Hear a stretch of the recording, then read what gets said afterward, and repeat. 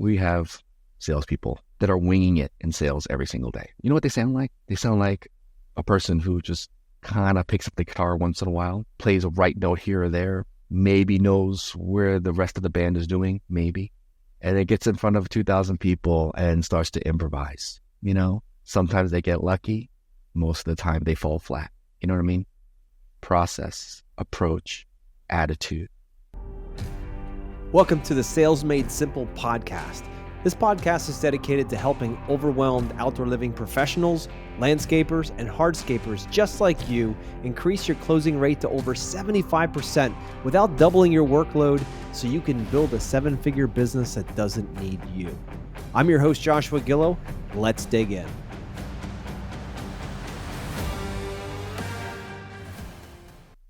Hello, everybody, and welcome back. Dan Bay is with me again for his final episode, for at least this round. I'm sure he'll be back on the podcast again. And today we're going to focus on why you aren't closing 10 out of 10 of your sales calls and what to do about it. So Dan, welcome back to the show. Hey, Greg. Glad to be here. This is good stuff. All stuff I love talking about. Fantastic. Man, we cranked it through. Last week we were talking about tonalities and how to set up that detective tonalities. If you didn't listen to that episode, go back and listen to it. It's a lot of jewels dropped in there. And if you just listen to this package of 4 episodes that we're doing, it could change. It will change your closing rate and your ability to serve your clients. That's really what it's all about. We're not selling crap here. We're serving. Once we understand that difference, then all of a sudden when you get to that front door, you're not all shaky and crazy because you're going to put on a performance. Forget that. Throw that out. That's not how this works. We're going to serve. We walk up to the door. We say, God, please guide my voice, guide my questions. Let me help this client as best I can. Then you move in the house. The next thing you know, magic happens because your heart's in the right place. Money will follow because of that mindset. Now, so if we're 10 out of 10, which sounds insane because our average in our industry is 3 out of 10. So Dan, what do you think? Oh, man. Where do I start? First of all, I know we talk about statistics, 3 out of 10, 10 out of 10. Those are historical statistics. But when you're in the process and you're preparing for a sales call or you're preparing for a site visit, one of the things you can't be thinking about are your stats. One of the things that you can't be talking about is your revenue. One of the things you can't be talking about is, the bills you have to pay. I know that's very, very difficult, but that is the game because the people who are dedicated to a process and approach and attitude, and teach this to my kids in their sports, I teach this to my clients that are doing things that are very high stakes, which is this, is that if you're not completely surrounding your experience with your clients with a good process, with a good approach and a good attitude, you're sunk. The other way to approach this is all about outcomes. That's not healthy either. You have to be married to a good process, a great approach, and a wonderful attitude. And that is the secret to the outcomes that many of you want to eventually have. 10 out of 10 close, 9 out of 10 close. The best salespeople in the world do not look at those stats until afterwards, like at the end of the week or the end of the month. They look at it historically. But when they're in someone's home and they're on the phone with someone, they're working on process, approach, and attitude. It's the only thing. I'm going to drive this home and beat a dead horse here. I have the pleasure of working with professional athletes, okay, either as their doctor and also as their coaches. And the best professional athletes that I've seen are the people who are dedicated to the process, the approach, and the attitude. Some of the big names that you probably know, like Kobe Bryant, rest in peace, LeBron James, Tiger Woods, Serena Williams, Rafael Nadal, all those people. One of the things that they will be constantly focused on is how did they approach it, how was their attitude, and what was their process. Sometimes the commentators or the interviewers will ask them, so, you're batting, 319. Like, so what do you think your average is going to be, toward the end of the season? Their response is, I don't know. And I don't care. All I have control over is my process, my approach, and my attitude. Now, that's a little bit esoteric, and I understand that. But the secret to high closing and high outcomes is not because you're focusing on the outcomes, is what I'm saying. Yeah, and that's so true. And if you're thinking, look, I got to close this project. I got to close this project. I have to close all of these projects. The pressure that comes from that comes through your delivery. And when it comes through that delivery and you start feeling, the client starts feeling that you are in some way needy, or really have to close this, desperate, like that, it comes through. You can't hide it. If that's truly what's in your mind, you can't hide it, and they can smell it a mile away. And you're like, wait a minute here. How did they know that I got bills to pay and I need this deposit for this project in order to pay those bills or that payroll? How did they know? Like, you would never know if they knew or not, but why didn't I get the opportunity to build this project? Because they could smell that desperation on you. They could smell that. It's part of our wiring as humans. We can tell those things. So what we've learned, what Dan's taught me when I've learned over almost 30 years of doing this, is that if you don't have a systemized way of communicating with your clients, the same thing over and over again, if you can't have the discipline for that, then you're always going to be up to whatever's left. You're going to have the pain of having no process. You're going to have the pain of just kind of winging it each time you go out. That's what I did for years, Dan. That's what I did. I went out and I'm like, yeah, well, I read this in a book. Let me try that on this client. And then I would try it, it would work. And then I would go to the next client and it would fall flat. And I'm like, I don't trust that. How about if I do this? And I would keep doing that over and over again. And eventually I just felt like I didn't know what the heck I was doing. And I was just hopeful that I could get a project, but I felt like I had not control, that I had no influence in how to better serve the client. Once I realized it was about service, not just selling people stuff. It took me way too long to realize that. But once I got on the service side, then I'm like, you know what? How do we do this? And that's when I sought you out. And I was like, okay, we're doing well, but 3 or 5 out of 10 really is not that great. So how do we do it? And I saw how much your process shifted my wife's practice, her chiropractic practice, where she could serve at a level that she wants to serve and get the results that her patients want. And I'm like, could that be transferred into our world, the outdoor living, landscaping, hardscaping world? That same approach. And once we trained and I realized that was the case, and hey, we doubled sales in a year with this new approach. And I'm like, So we basically blended what I was doing with some good, solid fundamentals of sales and got in the process, got the right questions in the right order. And the next thing you know, we started changing lives of companies around the country with that simple idea. And I'm thinking like, wow, wait a minute here. This is crazy. Like, because I was spending an enormous amount of time going out and meeting with clients who weren't saying yes. They were giving me a lot of false yeses. They would say yes, but they'd never call me back. They'd never actually hire us. They just didn't want to have a confrontation. So they just said, yeah, sounds good. We'll get back to you. And they never did.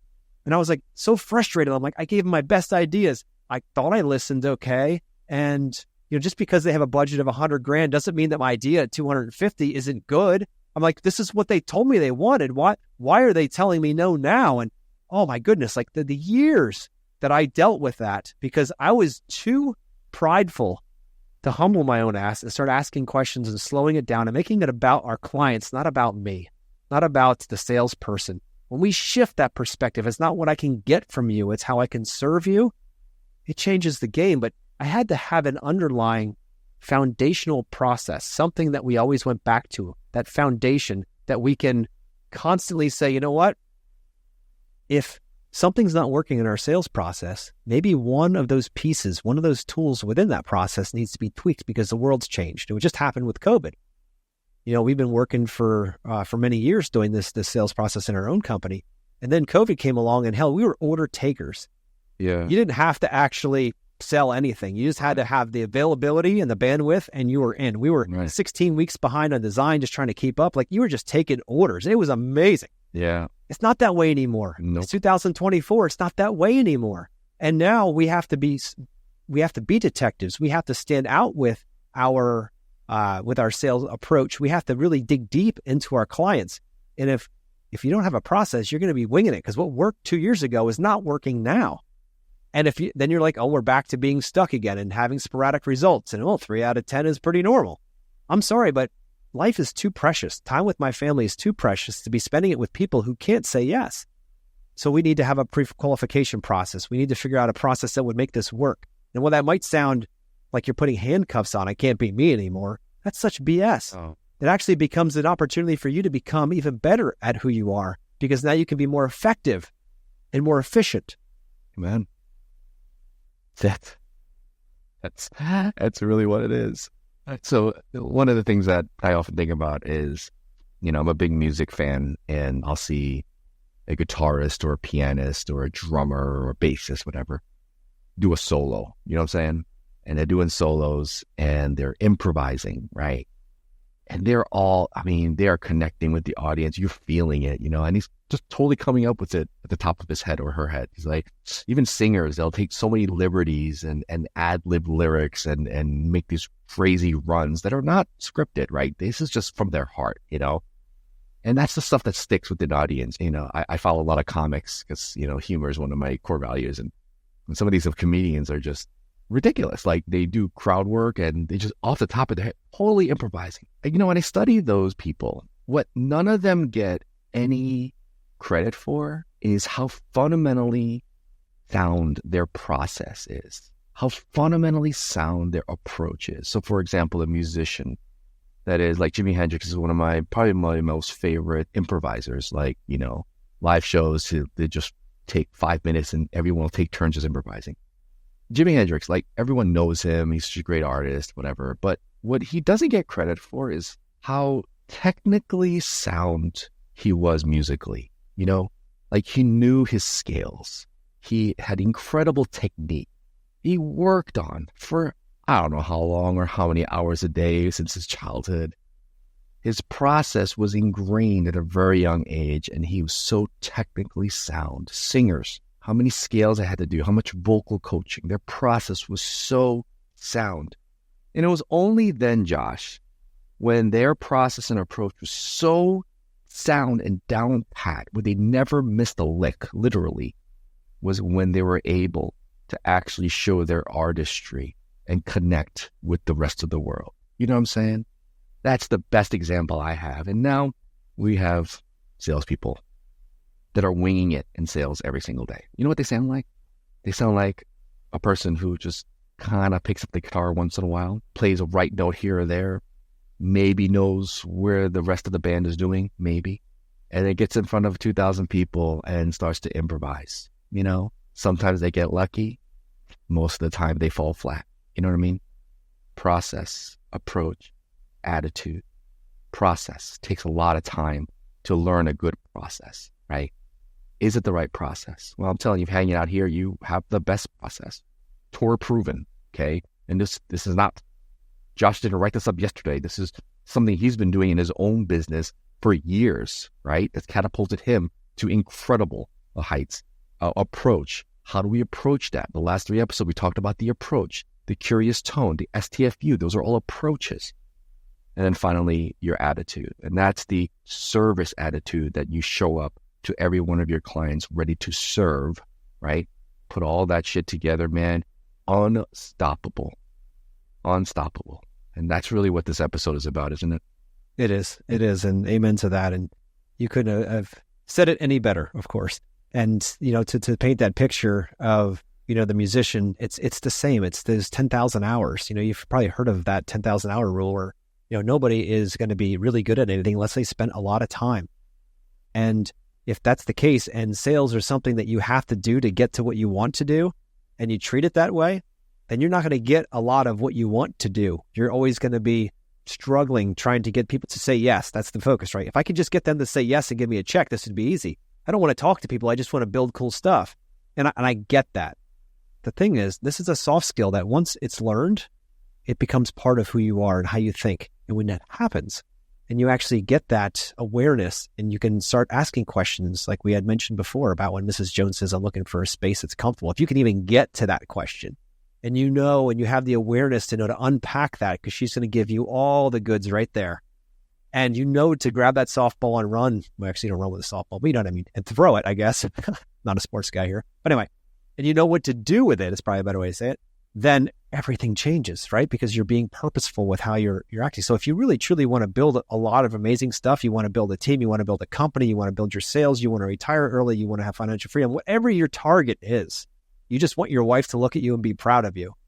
Like, if that's what your target is, you want your kids to have a better life, you want them to not have to worry about what you did or what you had to go through, you're going to need to learn soft skills, not just the hard skills. The soft skills are like sales, communication, all of that, which as guys, Dan, doesn't come as easy as to the ladies. Oh, it's counterintuitive a lot of the times. Yeah, it's very difficult. I mean, we're not going to downplay it here. It's not easy. That's why the training is so important.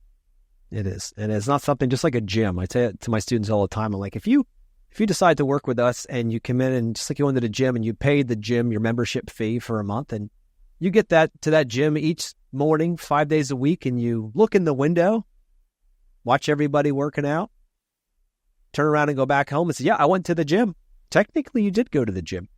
But if you aren't lifting, if you aren't running, if you aren't exercising, you're not going to get the cumulative effect of that training, right? You can look from the outside, you can listen to this podcast, you can go on to any other platform that we have or others have out there, and you can watch as a spectator, and you're going to get medium or maybe some results. You're going to go back to your old patterns, of course, or you're going to be courageous and say, you know what, I really want this. I want this not just for me, but for my family, for my employees, for my team members, for my future.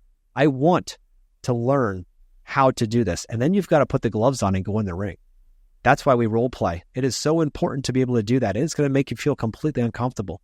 But I know any of the students out there that are listening to this episode, they're going to remember. I mean, I've seen grown former Marines come in and go into tears because they just didn't get it or couldn't get there fast enough. And within like a week or two, they're owning it. It's facing those fears, because when you can finally face those fears and you can finally commit and say, you know what, I'm tired of sporadic results. I'm tired of being the only one in my business who knows how to sell. I'm tired of being stuck in that part all the time. I'm tired of my clients telling me no. I'm tired of expecting 30% closing rate and just being okay with it. I'm tired of just being tired.